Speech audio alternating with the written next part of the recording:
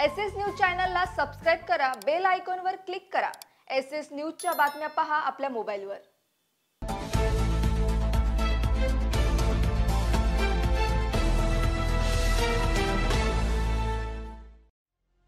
नमस्कार, मी Shilpa Baviskar. SS news मध्ये आपलं स्वागत आहे। चला तर मग जाणून घेऊयात आजच्या महत्त्वाच्या बातम्या। दरवर्षी कल्याण मुरबाड महामार्ग पाण्याखाली जात असतो। यामुळे म्हारळपाडा, वरप, आजूबाजूच्या वाड्या व वस्त्यांवरील लोकांना अतिमहत्त्वाच्या कामासाठी कल्याण व उल्हासनगर शहरात जाण्यासाठी कोणताही पर्याय नसतो। यामुळे नागरिकांना नाहक त्रासाला सामोरे जावे लागत आहे। म्हारळपाडापासून जनाई विद्यालय, श्री गणेश कृपा अपार्टमेंट मार्गे राधाकृष्ण नगरी पासून म्हारळ गावात येण्यासाठी पर्यायी मार्ग आहे, पण तो संपूर्णपणे खड्डेमय असून हा पर्यायी रस्ता इमर्जन्सी वापरण्यासाठी तयार करावा, अशी मागणी स्थानिक नागरिक सविता सुधीर धायतडक यांनी केली आहे। यावेळी येथील नागरिकांच्या समस्या जाणून घेण्याचा प्रयत्न आमच्या प्रतिनिधींनी केला आहे।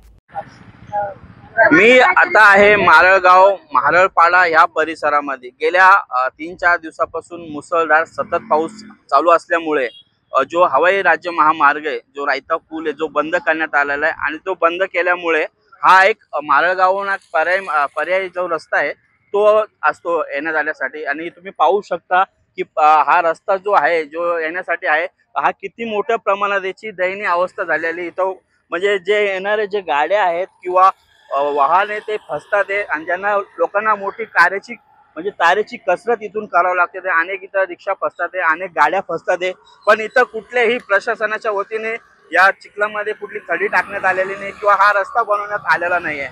आज आपल्या इथं सोबत येथील जे स्थानिक नागरिक आहे, जे ॲडव्होकेट आहेत, त्यांच्याशी आपण इथून बोलणार आहोत। थेट आपण त्यांच्याकडून जाणून घेणार आहोत की काय इथल्या ह्या समस्या आहे, काय सांगायला होते। नमस्कार, मी ॲडव्होकेट सविता धायतडक। गेल्या 2 ते 3 दिवसापासून पर्यायी मार्ग म्हणून ह्या रस्त्याचा वापर केला जातोय, पण ह्या रस्त्यावर एवढा चिखल आहे, एवढे खड्डे आहेत आणि इथे म्हणजे कंटिन्यू सकाळी 9 वाजल्यापासून गाड्या चालू आहेत। मोठ्या गाड्या, बाईक, ॲक्टिवा, वृद्ध माणसे जात आहेत। आताच आपण बघितलं की एका ऑटो रिक्षामध्ये प्रसूती काळ आलेली महिला आहे, तिला खूप अर्जंट आहे की दवाखान्यात जाणं, पण ह्या चिखलमुळे, खड्ड्यांमुळे तिला जाता येत नाहीये, तरी तिला आपण रस्ता दिलेला आहे। त्याच्यानंतर अशी ही गाडी बंद पडलेली आहे। अशा सकाळपासून 3 ते 4 इथे दुर्घटना झालेल्या आहेत। त्याच्यावर आम्ही जवळपासच्या इथं बिल्डिंग मध्ये राहणारे नागरिकांनी आम्ही 11 वाजल्यापासून इथेच आहोत आणि कसं तरी लोकांना मार्ग सांगत आहोत की ह्या रस्त्याने जायचंय किंवा इथे हळू चालवा, अशा प्रकारे आम्ही इथेच हे करतोय। त्याच्यानंतर आम्ही जेव्हा ग्रामपंचायतीला संपर्क केला आणि प्रशासनाची मदत इकडे घेऊन या की बाबा इथे कोणी पडलं, इथे कोणाचा अपघात झाला तर कोण जबाबदारी घेणार आहे, आपण त्यांना प्रथमोपचार तरी करायला पाहिजे, याने त्यांना फोन केले तर इथे अजूनपर्यंत सकाळपासून कोणी आलेलं नाहीये। 11 वाजल्यापासून मी सरपंच मॅडम, उपसरपंच, आमचे ग्रामपंचायत सदस्यांना सुद्धा कॉल केलेले आहेत, कोणी इथे उपस्थित झालेलं नाहीये। त्याच्यानंतर इथे जोरात पाऊस आल्यावर खड्डे आणि त्या पाण्यामुळे रस्ता दिसत नाहीये।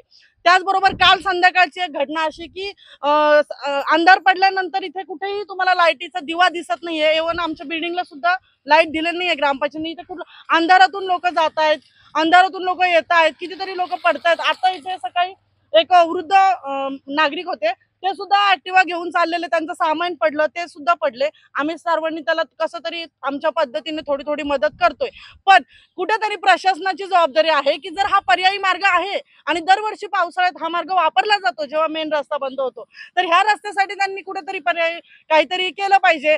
ग्रामपंचायतीने थोडंसं इथे लक्ष दिलं पाहिजे, एवढं आमचं म्हणणं आहे। इथं असं ऐकण्यात आलं की पाठीमागे जिल्हा परिषदची शाळा देखील आहे आणि त्या शाळेमध्ये विद्यार्थी कशी ये-जा करतात। शाळा बंद पडलेली आहे, मागच्या साईडने म्हणजे लहान मुलं शाळेतून येतात, ह्या साईडने पाड्यावरची शाळा आहे, पण त्या शाळेच्याच बाजूला इथे एवढे कचऱ्याचे ढिगारे टाकलेले आहेत। तुम्ही बघितलं असेल, रस्त्याच्या प्रत्येक कोपऱ्यावर तुम्हाला कचऱ्याचा ढीग दिसेल, कारण इकडे कुठल्याही प्रकारे कचऱ्याची गाडी येत नाही किंवा कचरा उचलण्यासाठी कुणी येत नाही। लहान मुलं पण शाळेतून त्याच रस्त्याने येतात जातात किंवा इकडे कामाला असणाऱ्या महिला त्या पण ह्याच रस्त्याने रात्री अपरात्री येत असतात। तुम्ही काय सांगाल या रस्त्या बाबतीत, काय बोलाल? खूपच घाण आहे, कचरा टाकतात, काय टाकतात, इथून गाड्या जातात। आम्ही बीचच राहतो, बी विंग मध्ये, कुबेरमध्ये। तर तुम्ही ग्रामपंचायतीशी संपर्क साधलाय का? आम्ही किती वेळ गेलो पण त्यांनी काय आम्हाला रिप्लाय दिलेलाच नाहीये आतापर्यंत। इथं कुठला तोडगा काढण्यात आलेला नाही। तुमचं काय म्हणणं आहे? माझं बी तेच म्हणणं आहे। सकाळपासून आम्ही पण 11 वाजल्यापासून इथेच उभे आहेत आणि आम्ही बघतोय एवढा चिखल आहे आणि एवढ्या गाड्या फसतात आहे ना। आता पण बघा, आता पण ती गाडी फसली, आता त्या रिक्षामध्ये एक डिलेव्हरीची बाई, तिला आता कसं तरी नेलं आणि भरपूर बिकट अवस्था येत नाही. आणि कचऱ्याची गाडी तर इथं नाहीच आहे आम्हाला. आम्ही पण 4 वर्षापासून कचरा- इथं राहतोय. खूप सारे जण तिथं कचरा पण कचरा टाकतात. फेकतात. आम्हाला तर बिलकुल रस्ता नाही. जायला या रस्ता नाही. या होत्या येथील ज्या नागरिक आहे त्यांच्या ज्या समस्या आहेत त्यांनी आपल्यापर्यंत पोहोचवण्यात आलेल्या आहे. येथील जे ग्रामपंचायत असेल, ग्रामसेवक असेल, सरपंच असेल, त्यांना विनंती आहे की त्यांनी इथं लवकरात लवकर हे जो पर्यायी मार्ग आहे तिथं काहीतरी उपाययोजना राबवल्या पाहिजे. कारण हवाई राज्य महामार्ग जेव्हा बंद होतो त्यावेळेस लोक इथूनच ये जा करतात आणि इथून बरेच ॲम्ब्युलन्स असेल किंवा पेशंट असतील अशा बरेच लोक जे इथून येण्या जाण्याचा त्यांना हा मार्ग आहे. तर हर वर्षीचे नेहमी प्रमाणे इथून लोक येणं जाणं करतात. तर त्यासाठी ग्रामपंचायत असेल किंवा ग्रामसेवक असेल, पंचायत समिती असेल आणि प्रशासन असेल, त्यांना हीच या न्यूजच्या माध्यमातून विनंती असेल की त्यांनी हा रस्ता, हा मार्ग या नागरिकांसाठी बनवला पाहिजे आणि इथून ह्या उपाययोजना राबवल्या पाहिजे. संदीप साळवेसह cameraman Sonu Nair, SS news, Mharalgaon. SS news चॅनलला सबस्क्राईब करा, बेल आयकॉनवर क्लिक करा. SS न्यूजच्या बातम्या पहा आपल्या मोबाईलवर.